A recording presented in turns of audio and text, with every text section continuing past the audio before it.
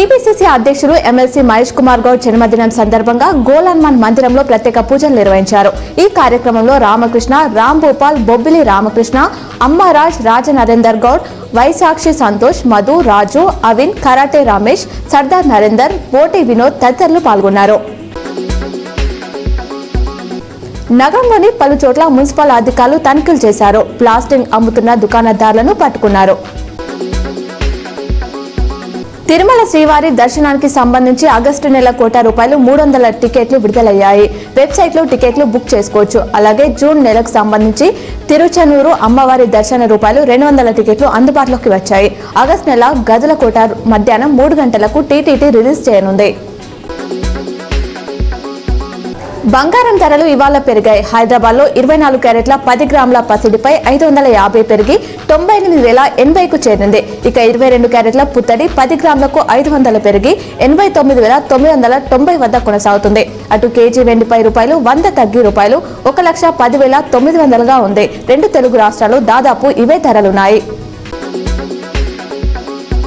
కాళేశ్వరంలో 10వ రోజు సరస్వతి పుష్కరాలు కొనసాగుతున్నాయి. నదిలో పుణ్యస్నానం ఆచరించేందుకు భక్తులు భారీగా తరలి వస్తున్నారు.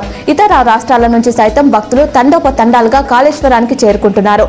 నిన్న ఒక్కరోజే 1.50 లక్షల మంది సందర్శించినట్లు అధికారులు అంచనా వేశారు. గడిచిన 24 గంటల్లో నిజామాబాద్ జిల్లాలో కురిసిన వర్షపాతం వివరాలు ఇలా ఉన్నాయి. అత్యధికంగా చిమన్పల్లిలో 52 మిల్లీమీటర్ల వర్షపాతం నమోదైంది.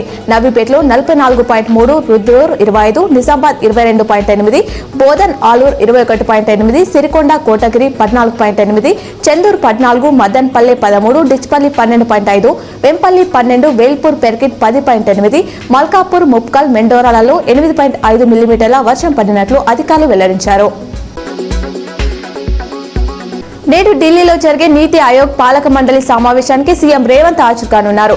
ఈ మీటింగ్ లో తెలంగాణ రైజింగ్ 2047 విజన్ ను ఆవిష్కరిస్తారు.